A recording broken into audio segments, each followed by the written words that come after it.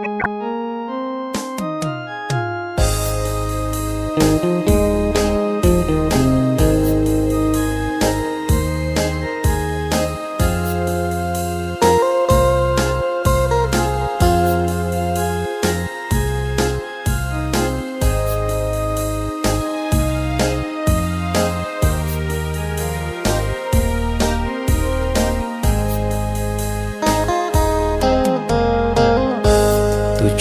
Giêsu tho tua cụ tê, của tu cứ cho cô tu họ kê, nu nó mong lơ chúa giang toàn đề, của lũ nàng lệ cả lũ xa nhà. Chúa Giêsu tho bán cu hàng, của tu cho khán đời cu luôn hình, sẽ muốn đau ra cu tao yêu kề, là có những lúc chỉ cho cu chơi.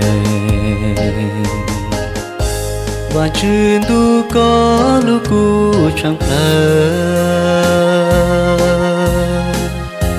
giọt lão có lời đi dạy chỉ mùa,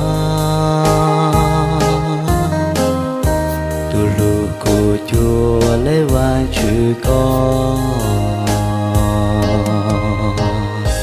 sẽ mùa tan trao cu luôn tụt lang tu du aku tu khen, qua cốt lê nu qua có ý lên, lan chế bao chi tao có kể luôn.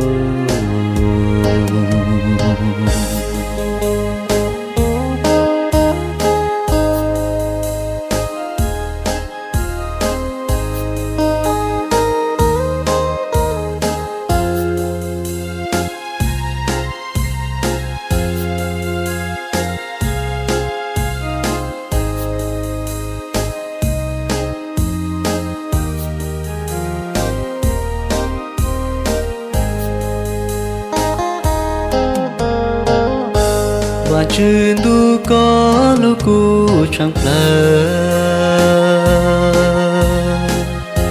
giọt lão có lời đi dạy chỉ mùa,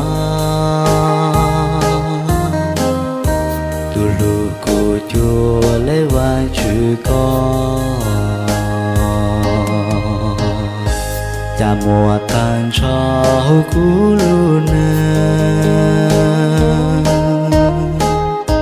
tụt lang tu du aku tu khen, qua cốt lê nu qua có ý lên, qua tao cùng mình mong tang ý chi.